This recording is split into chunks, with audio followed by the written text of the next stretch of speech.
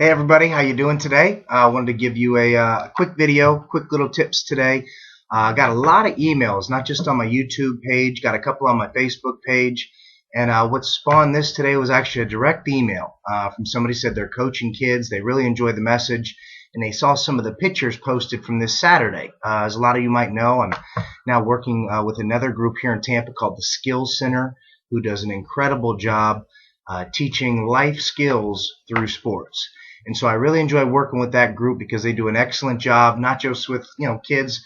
They get into that high school level, but we're talking even before that, and all the way down to 3 to 5 year olds. We start at 9 in the morning and work with them and teach them some fun skills. And what do you do? And to me, a coach's role, it needs to be just as clearly defined as a player. You're the point guard, you're the two guard, whatever you're doing on the court. But a coach's role should also be clearly defined. And so what is a coach's role at a very, very young age? I think it's critical that we teach, the core fundamentals to a young kid. Dribbling with both hands, with your heads up, being able to do that full speed. When you're done, jump stop. Come to a 2-foot jump stop.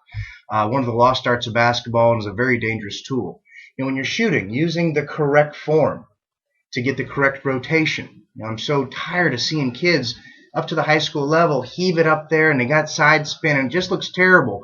Yet they still have goals and dreams of going and playing somewhere in college, and everybody knows that if you don't shoot the ball the right way or you don't at least have the correct fundamentals or technique, it's going to be literally impossible for you to accomplish that goal or to accomplish that dream. Then you get to the high school level and things are very different.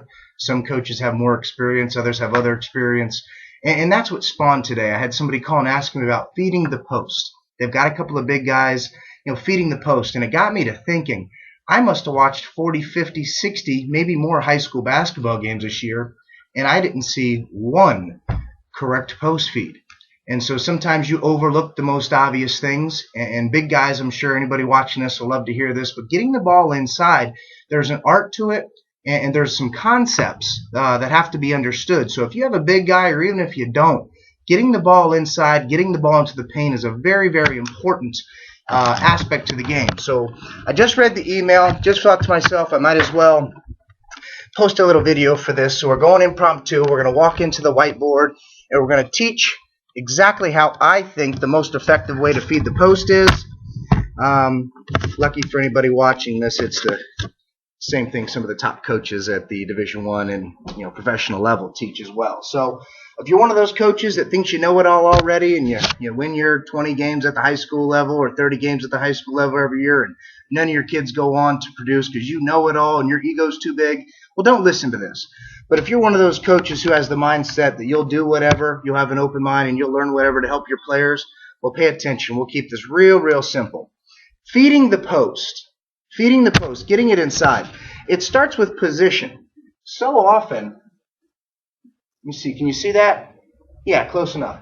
When you're feeding the post, and you guys probably hear this all the time, post up on the block, post up on the block. Well, there's very few guys, even at the NBA level, that you can throw the ball to outside of the paint, and they can make a back to the basket move and either finish and score, draw the foul, or read the defense and make the correct pass.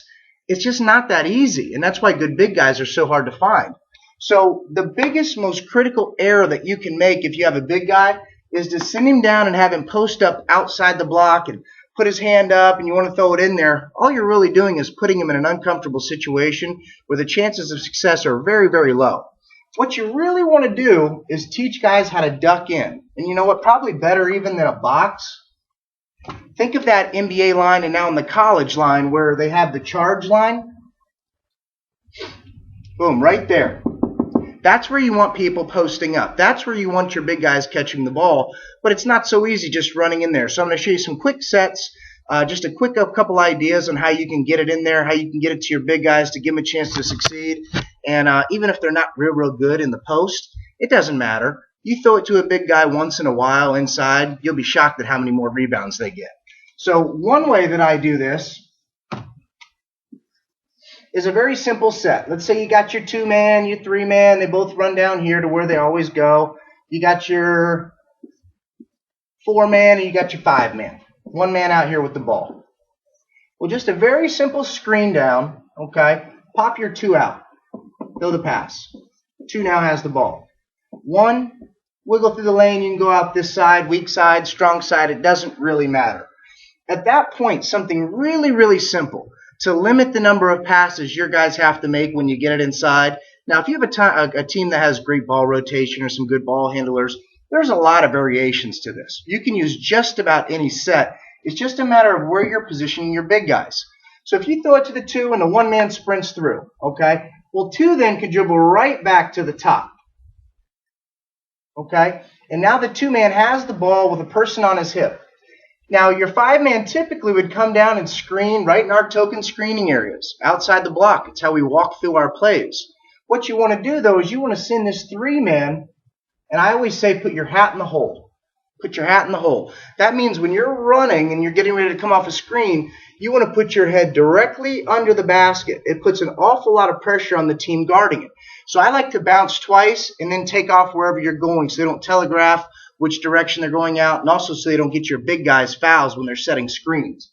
So if your 3-man can position himself with his hat under the hole, okay, right under the hole, as your 2-man is dribbling to the top, this 5-man then, your post guy or 4 or whoever you want to get, should come down and screen and set a good, effective, hard screen directly under the basket. Directly under the basket. That way when your 3-man sets it off and comes off, all your 5-man has to do is seal. You can throw it right to them, and you're giving your 5-man a manageable shot. Now you can do this a lot of different ways. You can do this a lot of different ways. You got your basket. Let's see here. I'm not the best artist. Okay, and you got your hoop here. Okay, you can run it off a stagger. You got your 3-man here. You got your 1-man here. You got your 2 here. You got your 4. And you got your 5. Well, you want your 3 off a stagger. So here he comes. 1. You throw it over to the 2. He's getting 1 screen. He comes off another stagger screen coming off. Well, 1, you can hit him for the 3, but this 5-man should be setting this screen directly under the basket. So again, as he screens, easy fundamental, turn and catch the ball, duck your man in directly under the basket so that it's a catch and it's a score. If you throw it to somebody off the block,